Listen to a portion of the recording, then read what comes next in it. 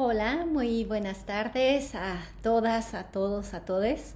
Estoy muy complacida de estar aquí, aunque lamentablemente no les haya podido acompañar de manera presencial. Es para mí un honor haber sido invitada y poder participar de este seminario tan interesante. Agradezco muchísimo a los cuerpos académicos de la Normal Superior, a la maestra Elizabeth Camargo por esta invitación y bueno, a mi compañera Alejandra que nos representa ahí de manera presencial. Vamos a iniciar con esta parte que les quiero. Bueno, primero que nada habría que establecer con claridad que la danza tiene un carácter sismográfico. El maestro Javier Contreras dice que hay procedimientos que son del tipo sismográfico, es decir, los que tienen que ver con todos los procesos del ser corporal, que abarca, por un lado, la parte cognitiva, que sí tiene un referente al lenguaje de manera muy directa, a la lógica racional, como también esta parte sismográfica que tiene que ver con la sensorialidad, que en la mayoría de los casos no tiene un referente verbal. Dice Javier Contreras que estos procesos sismográficos tienen su fundamento en la denominada puesta en sensación, es decir, lo que se teje en el afecto, en la piel, en la experiencia vivida, más a nivel de cualidades, de movimiento, de flujos de energía, del devenir del cuerpo, que en signos precisos con referentes específicos. De ahí también entonces es que su modo de comunicación sea más la empatía que la interpretación. Muchas veces cuando hacemos danza nos dicen, pero ¿de qué se trata o qué significa? Y en realidad lo que sucede es que la danza tiene que ver mucho más con lo que se siente, con lo que se percibe a través del cuerpo, que con lo que podríamos explicar racionalmente, con lo que podríamos pretender racionalmente, ¿no? Y bueno, lo que importa es que al reconocer este carácter sismográfico o del ser sintiente o del ser vivido del cuerpo, habría que pensar como las categorías que utilizamos para pensar lo que produce la danza, el efecto que nos produce. Y dice Javier Contreras que entonces hay que construir o plantearse la construcción de categorías adecuadas de intelección que permitan superar la colonización que se tiene o que se ejerce sobre de la danza a través del uso de categorías analíticas. Entonces, pensando un poco en eso, la idea es, a partir del trabajo que yo he venido desarrollando desde mi investigación doctoral, cómo podemos retomar las categorías que utiliza el propio creador como maneras y como categorías de análisis que puedan ser empleadas para la investigación formal.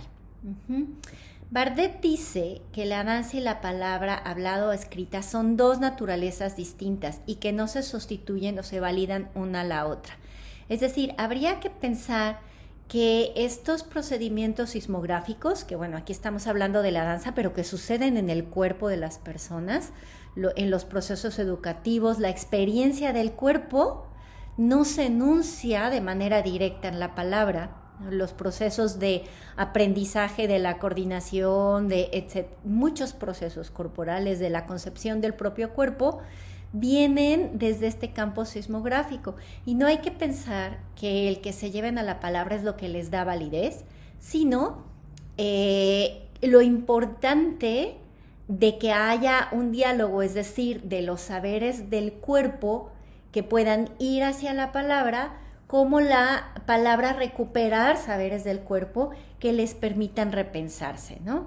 Es lo que dice Bardet. Es la insistencia en que la danza sea nombrada es importante por los tránsitos de los saberes de la danza hacia el lenguaje, como del lenguaje hacia la danza misma, ¿no?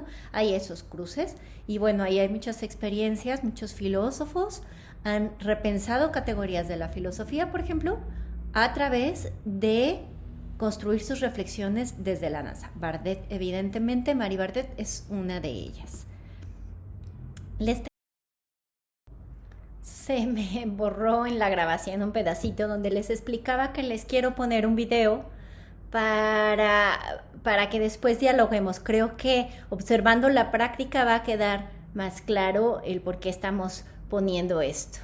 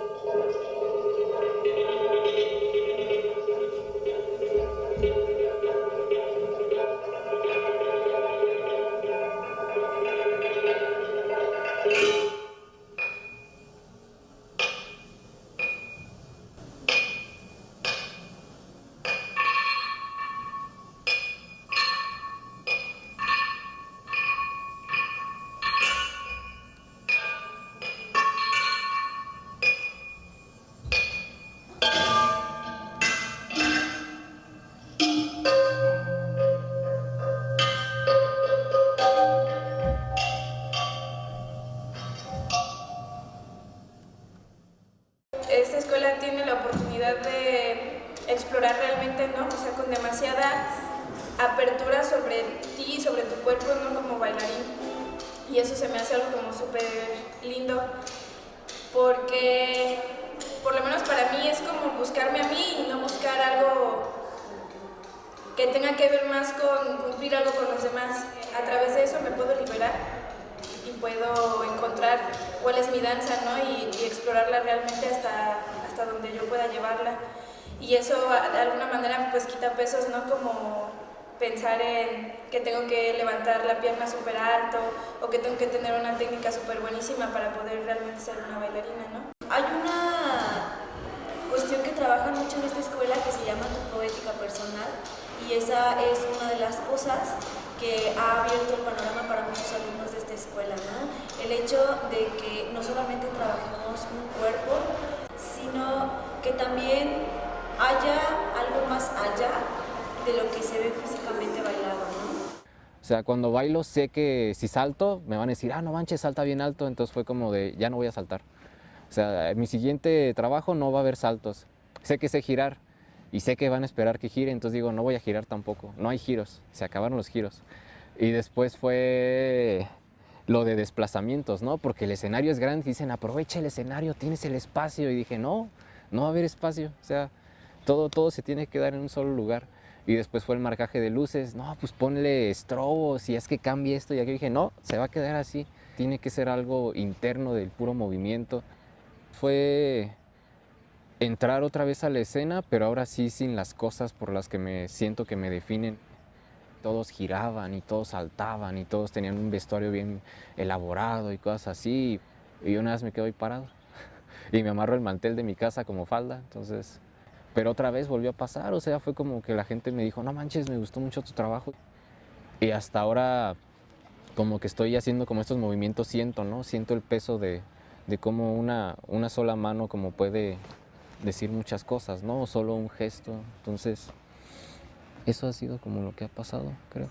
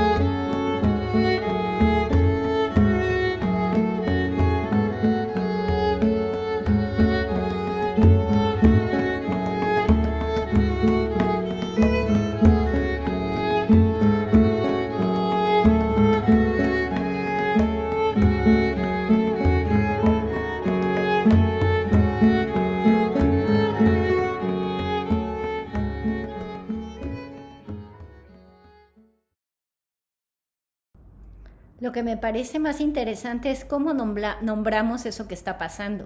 Uno ve a la bailarina y hay un contacto de cuerpo a cuerpo. No puedo describir qué es lo que está sucediendo como de manera muy directa, sino que eso me impacta corporalmente.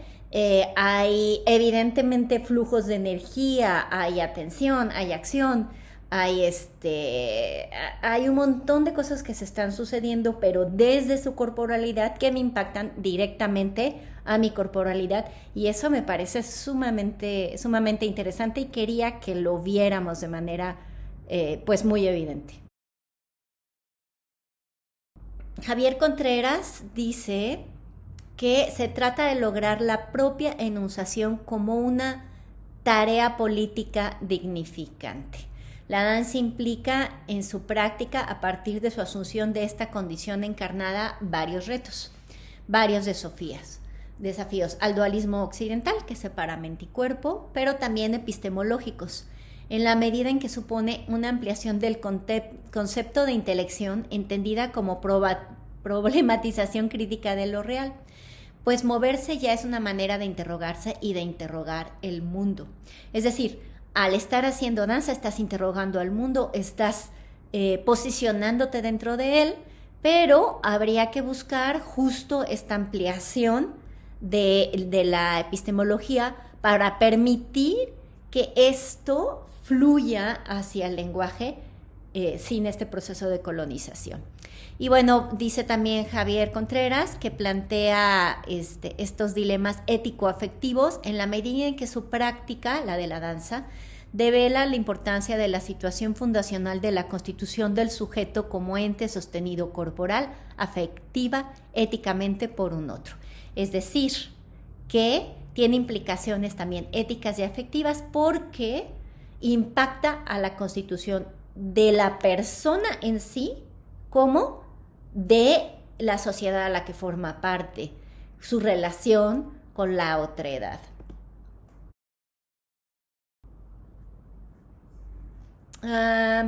Y bueno, entonces un poco lo que les quiero compartir es cómo la metodología con la que yo he venido trabajando, la etnografía semántica, puede fungir como una opción para la extracción de categorías de enunciación, categorías nodales, que permitan recuperar el conocimiento de la cultura dancística, ¿no?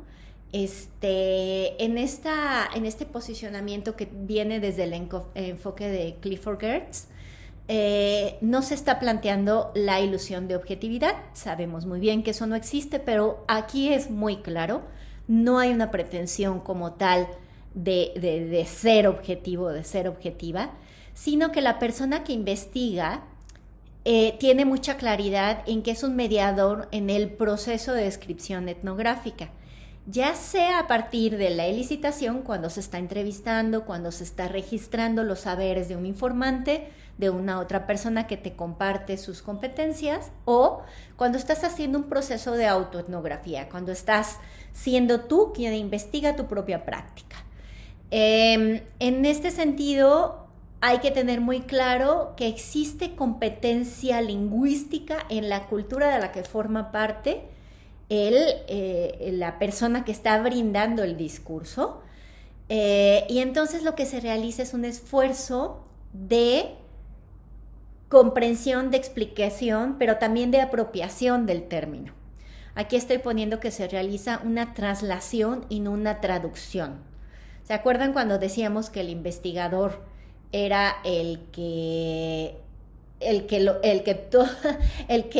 estaba encomendado de nombrar, era el que sabía, entonces traducía la competencia que el creador o que el bailarín no tenía la capacidad de hacerlo? Aquí es todo lo contrario.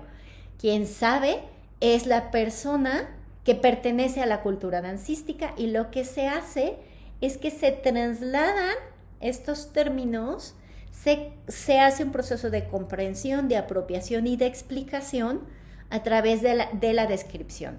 La descripción densa, dice Tamayo, en que, cito, las voces, los sentimientos, las acciones y los significados de las interacciones sociales son escuchadas.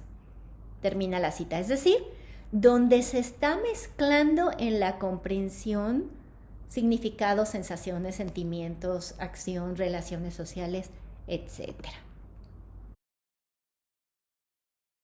Bueno, como se llama la metodología como tal, es Developmental Research Sequence y es de James Spradley y contempla 3 niveles de análisis. Tenemos el análisis de relaciones semánticas del discurso, obviamente, todo esto es análisis del discurso, análisis de relaciones semánticas, que tiene que ver con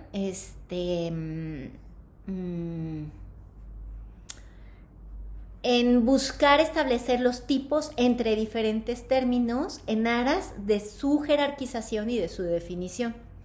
Ahorita lo vamos a seguir viendo. El análisis taxonómico, que implica la generación de diagramas que nos hablen como de los atributos de cada una de las categorías y de los acontecimientos culturales. Y por último, el esquema paradigmático de dimensiones de contraste, que lo que permite es destacar las particularidades de cada categoría nodal en relación a ciertos ejes que tú defines, ¿no? Y que otorgan componentes de significado. Entonces,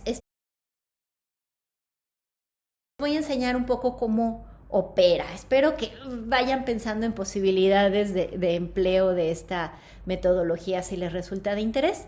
Aquí hay un fragmento de un discurso. Esta es una entrevista verbatim. Está transcrita tal cual se dieron las respuestas de la persona que está siendo entrevistada. Y como pueden ver, ahí están destacados primero, pues en amarillo, como todo el texto que la investigadora, en este caso lo hice yo, me parecía interesante, pero luego hay ciertas como palabras clave que están destacadas: imagen, memoria, estímulo, a través de mis sentidos, etc. Estos términos, lo que va a suceder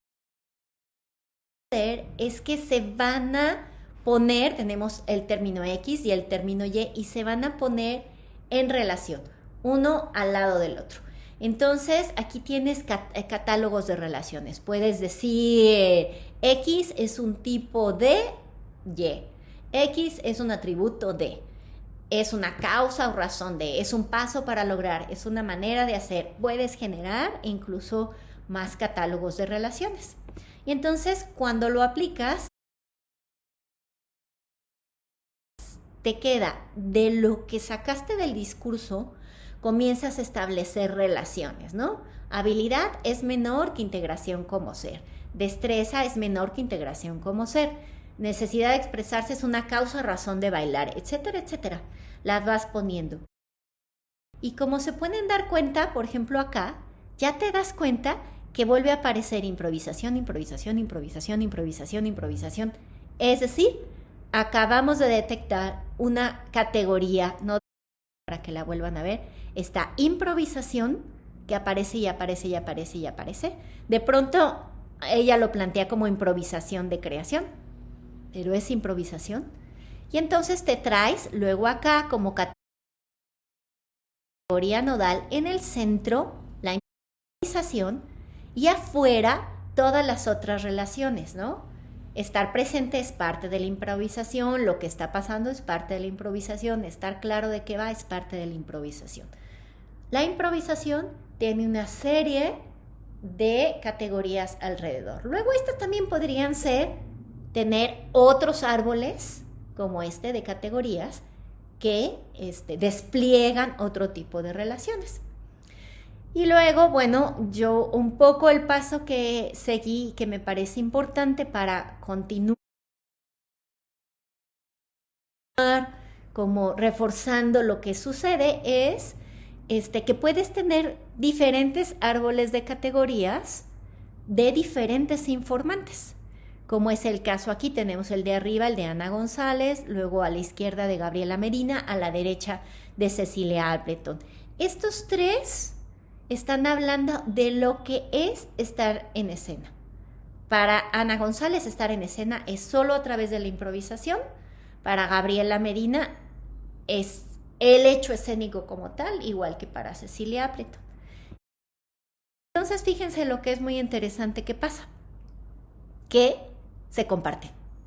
Se comparten cosas, a lo mejor no enunciadas exactamente igual, pero podemos ver en el árbol de Ana González el instante, lo no premeditado, en el de Gabriela Medina, abajo a la izquierda, la capacidad de estar en el aquí y el ahora, en el lado derecho con Cecilia Appleton, la reacción no premeditada y el aquí y el ahora.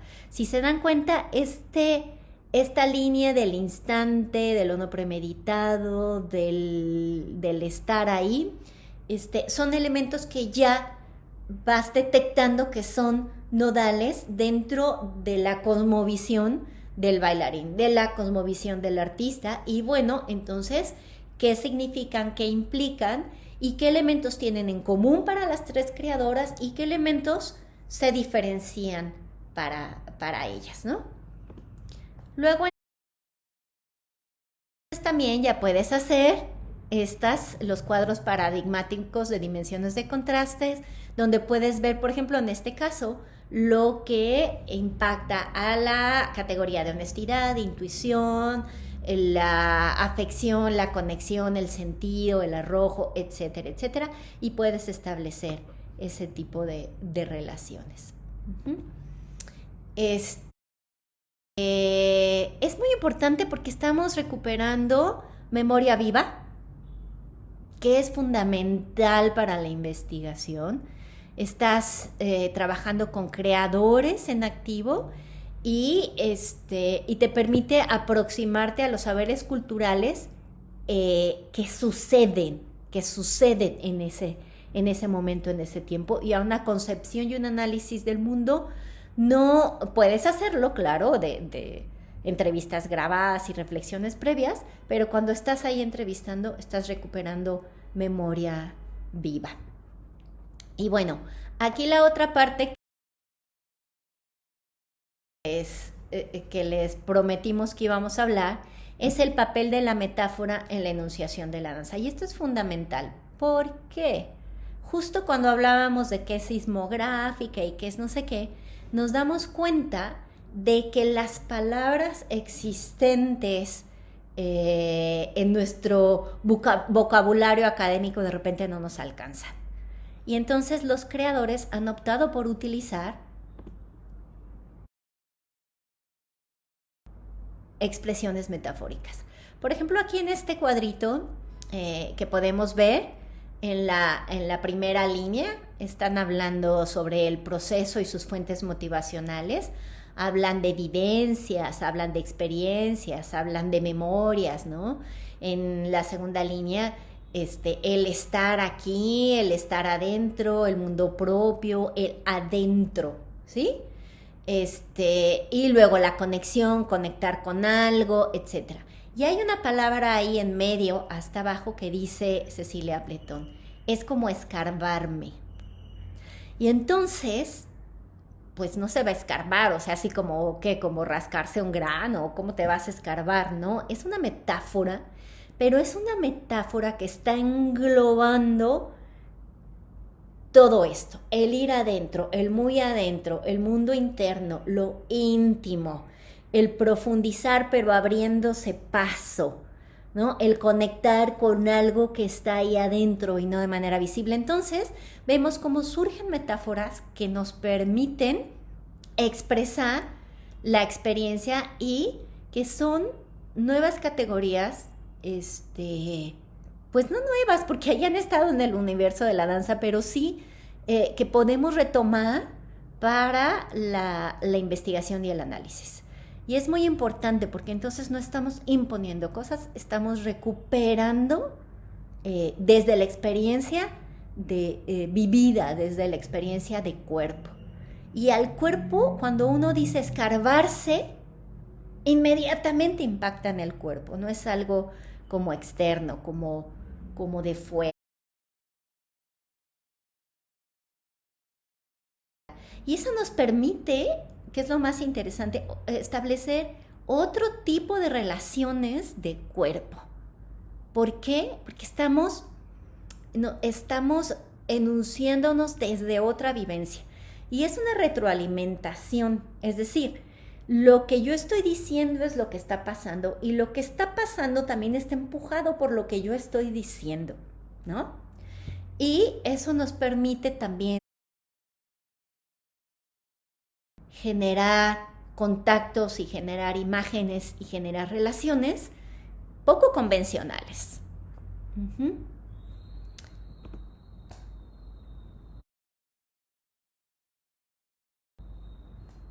Ahí me voy a apurar porque si no voy a acabar. A dejarle bastante tiempo a Alejandra. Y bueno, esto tiene implicaciones en la constitución del ser, tanto individual como colectivo. Por ejemplo, les voy a dar algunos ejemplos de categorías. La escucha. Escucha con todo el cuerpo. No estamos hablando de oír. En la danza tú dices, activa la escucha. Escucha. No estamos hablando del sentido del oído. Estamos hablando de la apertura del cuerpo a recibir estímulos, a percibir estímulos interiores y a generar desde ahí. Hacerse danza es ser un vehículo para la danza. Cuando hablamos de un espacio de silencio, no solo estamos diciendo a la gente que se calle, ¿no? Que deje de hablar o que no haga ruido. Estamos diciendo que haga un espacio de vaciamiento de los ruidos mentales, de limpieza de las tensiones físicas para abrirse a la conexión con el otro. Y son palabras que utilizamos, habitar un espacio, habitar la danza, ¿verdad? Tiene que ver con que tu presencia sea una presencia activa, que dé sentido al suceso. Y son cosas que se dicen en la danza y que nos implican maneras de ser y de estar corporalmente, tanto de manera individual o colectiva. Y les puse por aquí el término de matriz, porque también al hablar y al abrir espacio al diálogo con los creadores, surgen y se descubren categorías. Les voy a pasar un mini videíto de Gabriela Medina donde habla de esto.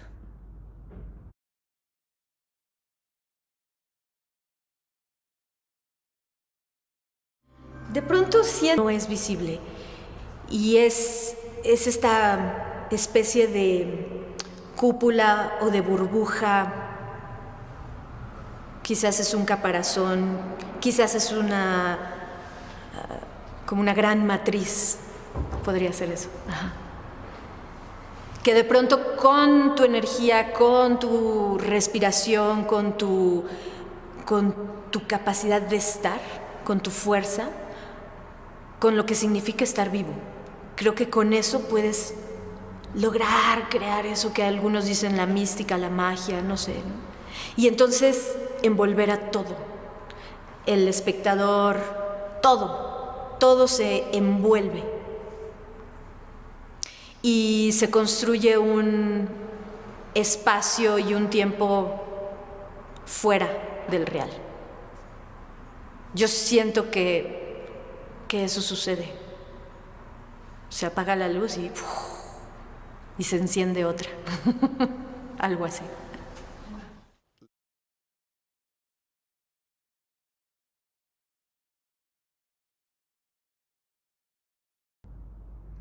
Es muy interesante cómo Gabriela Medina va describiendo la situación y está tratando de buscar un término que funcione. Es como una burbuja, es como una caparazón y de repente dice, es una matriz. O sea, encuentra una palabra que le funciona y lo que es más interesante es que en otra entrevista con otra de las creadoras, Ana González, ella también habla de esta burbuja que envuelve el acto escénico. Y en otro momento de la entrevista Gaby Medina dice, sí me gusta el término de matriz porque justo se está gestando algo. Entonces aparecen nuevas metáforas que nos ayudan a enunciar las circunstancias, las situaciones. Y esto se puede utilizar pedagógicamente. Si yo llego con un estudiante y le digo, vamos a construir esta matriz, y con todo lo que implica creación, que implica un espacio fuera abstraído de la realidad cotidiana, etcétera, etcétera, me ayuda mucho también para la comprensión del suceso. Y eso me parece muy, muy interesante. Muy bien, aquí tenemos otras relaciones. Les quise poner la diferencia entre ser cuerpo y tener un cuerpo. Es muy distinto relacionarme con mi cuerpo como algo externo a mí, que mi mente controla, esta categoría dualista, o ser un cuerpo en donde suceden los procesos físicos, mentales, espirituales, ¿no? Y eso me condiciona muchísimo la manera en que me desarrollo. Es muy distinto hacerse danza, ser un vehículo de la danza, que hacer danza, porque entonces me aprendo el paso y así se hace la danza, que está fuera a mí, que hacerme danza. Soy la danza, es muy distinto. Escuchar es diferente que sentir, ya lo dijimos. Habitar es diferente que estar. Fluir no es dejarse llevar, porque entonces, pues para allá, para acá, para acá. Es permitir que las cosas sucedan, pero sin que pierdas tu identidad, ¿no? Lo mismo, no sucede igual establecer un contacto que una conexión con alguien. No solo te toco, ¿verdad? Sino conecto contigo, con tu emocionalidad, etcétera, etcétera, ¿no? No es lo mismo integrar la mirada del otro que mirar como el otro. Entonces, todo esto va modificando cómo nos concebimos. Como cuerpos independientes, o miren esta maravilla, como una amalgama de relaciones. ¿Qué nos los permite? Pues todo es trabajo corporal, pero también esta concepción del cuerpo que soy, que está bien ser tocado, que me puedo relajar en contacto con otras personas. Y agradezco muchísimo su paciencia y su participación. Si quieren dejarme preguntas, yo con muchísimo gusto se las puedo contestar a posteriori.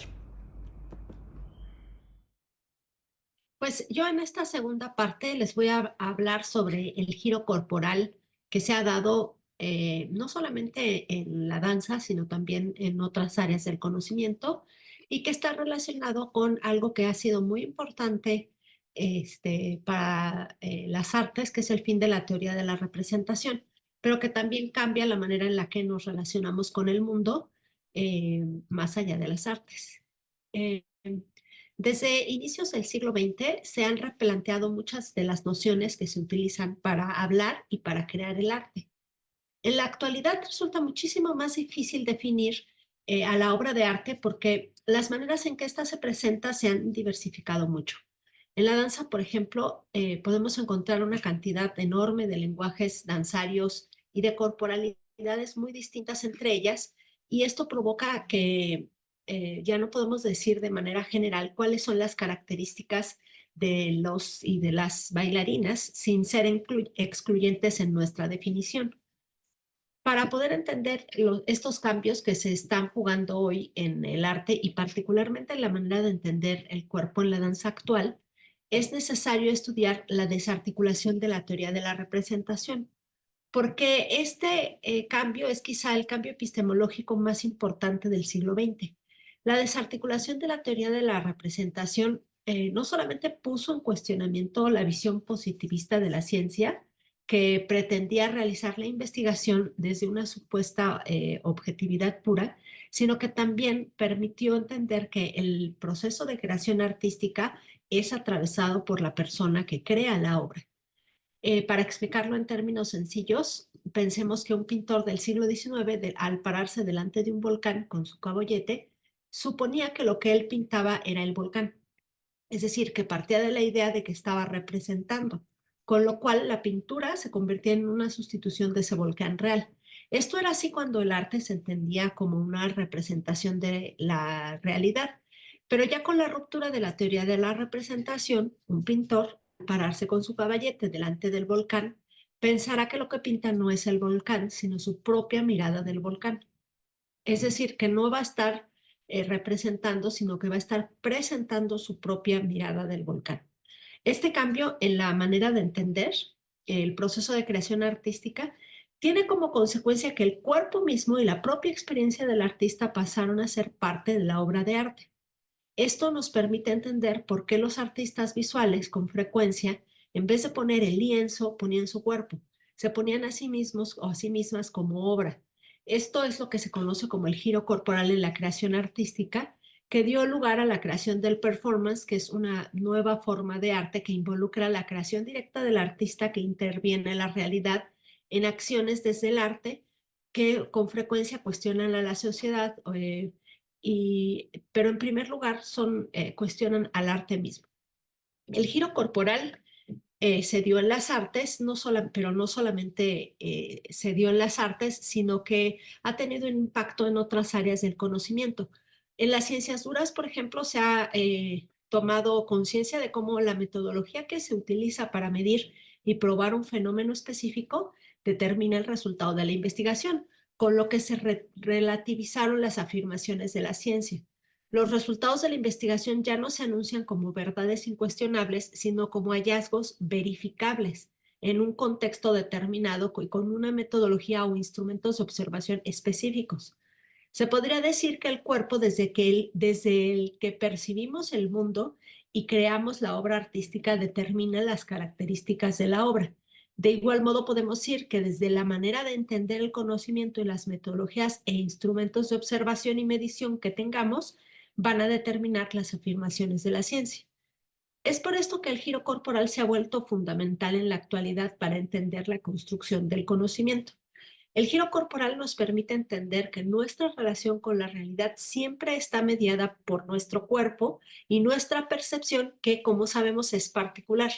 Cada persona percibe el mundo de manera única en dependencia de sus estructuras neurológicas, incluso en dependencia de sus estructuras morfológicas de sus órganos sensoriales, pero también en dependencia de sus conocimientos y experiencias previas.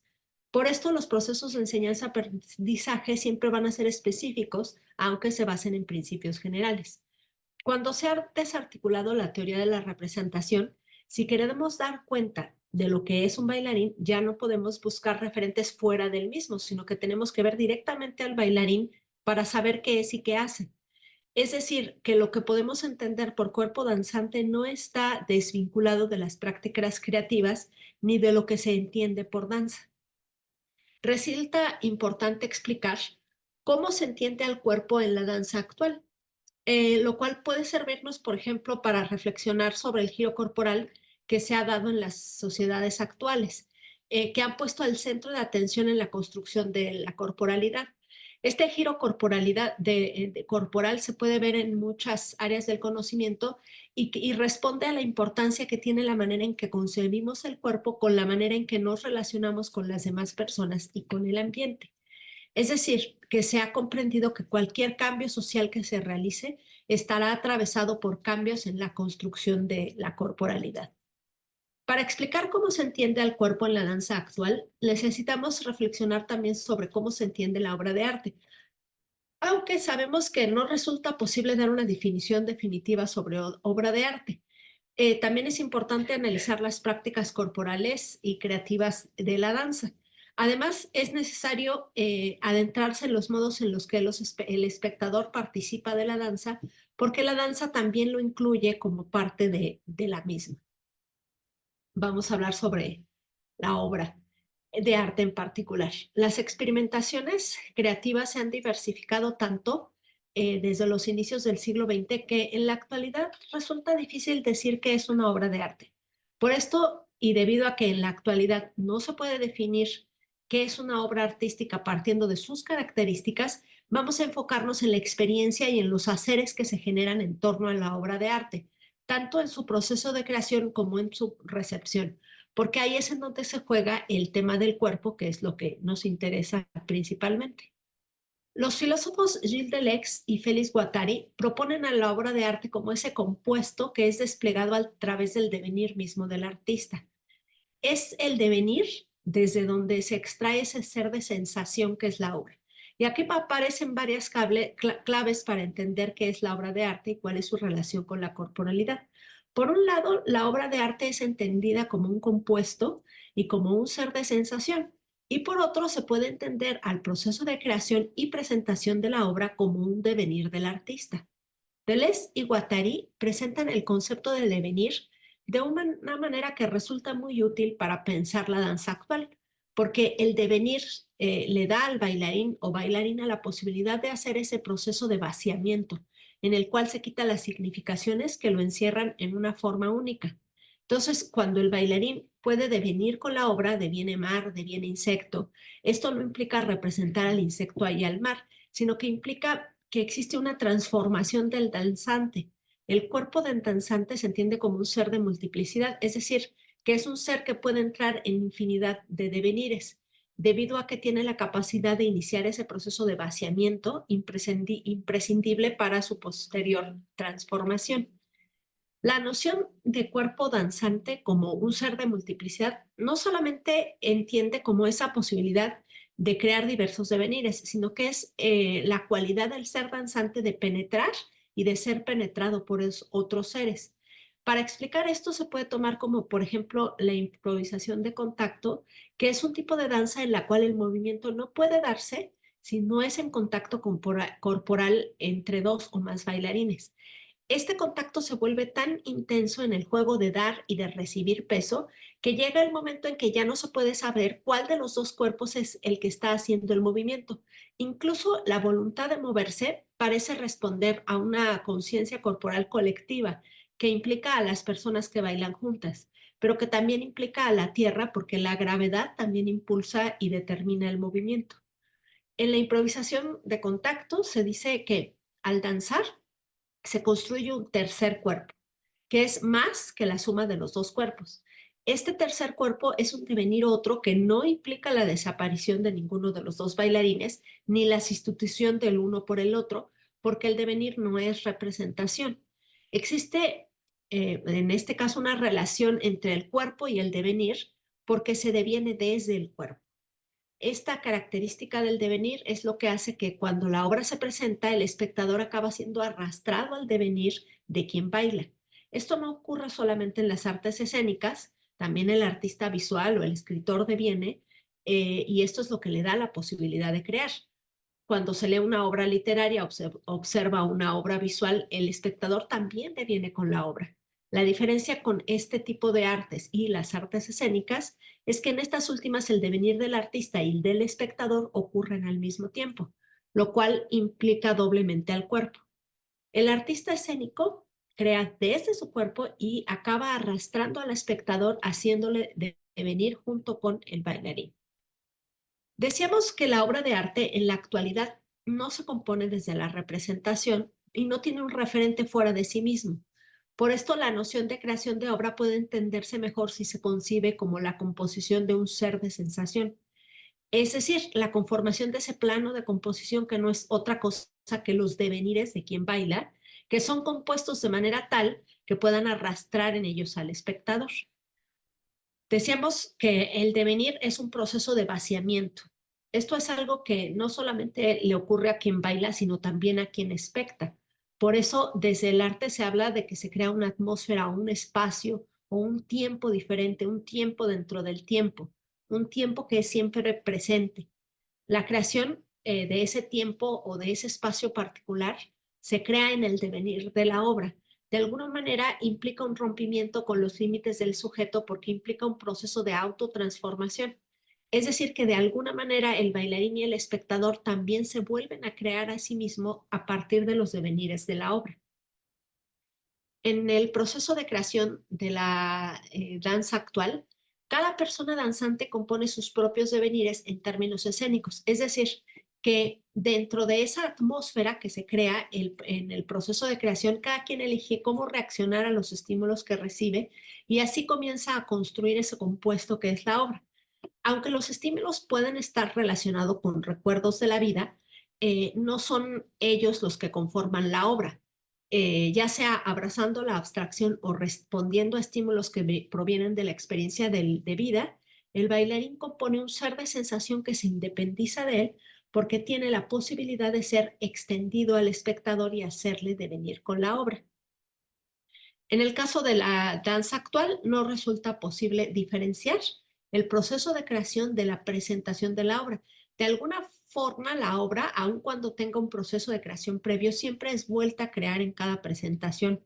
El espectador siempre está en presencia de un devenir que sucede en presente y está en presencia del proceso de creación de la obra que implica la transformación del bailarín. Es por esto que el bailarín adquiere la capacidad de arrastrar al espectador también a los devenires que propone la obra y de iniciar también en él un proceso de transformación. El arte tiene esta posibilidad de transformar a las personas porque las experiencias que conforma también permiten sacar a los sujetos de las significaciones y estructuras con las que habitualmente viven. Esta es la razón por la que con frecuencia los artistas construyen sus activismos desde el arte. Sí, los artistas nos hablan de la guerra, nos hablan de la paz, de la naturaleza, de nuestra relación con la naturaleza, de la condición humana, nos plantean dilemas éticos, nos hablan del cuerpo y sus problemas, entre muchos otros asuntos. En conclusión, podemos decir que las maneras en que se crea la danza actual se han transformado tanto que ha surgido la necesidad de cambiar también las formas en las que se investiga la danza. Ya no se puede solamente analizar la obra de arte, aunque sin duda sigue siendo fundamental para el estudio de la danza, sino que también se tiene que estudiar los procesos de creación. Los artistas en la actualidad, al crear la obra, se crean a sí mismos, por lo que al investigar el arte es necesario también hacer presente la voz de los artistas.